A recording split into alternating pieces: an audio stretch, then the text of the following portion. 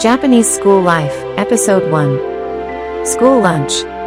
Welcome to our series on Japanese school life. This is Episode 1, School Lunch. In this series, we will show you different parts of life in a Japanese school. Today, we will look at school lunch. Let's see what makes Japanese school lunches special. In Japan, school lunch, or kyushoku, is very important. It is more than just eating.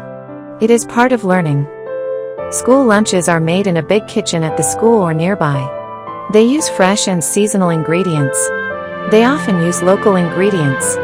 This helps students learn about their local area and appreciate the farmers and producers. In Japanese schools, even young students help serve lunch. From the first grade, students take turns to serve food to their classmates. This teaches them responsibility and teamwork.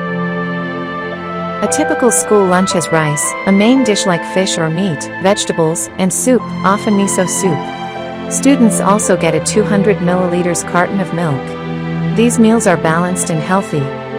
Popular dishes for school lunch are curry and rice, ramen, fried bread, and fried chicken. Students are very happy when they have these dishes at lunch. Sometimes, schools serve special meals for traditional events. For example, students might eat chirashi sushi on Dolls Day, March 3rd,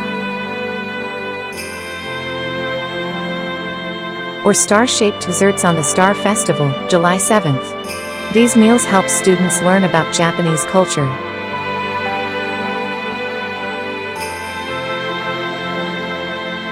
That's a look at school lunch in Japan. It's not just a meal. It teaches important lessons and helps students appreciate their culture.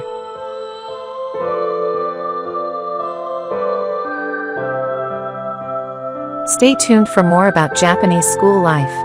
Don't forget to like, comment, and subscribe. See you next time on our journey through Japanese schools. Sayonara.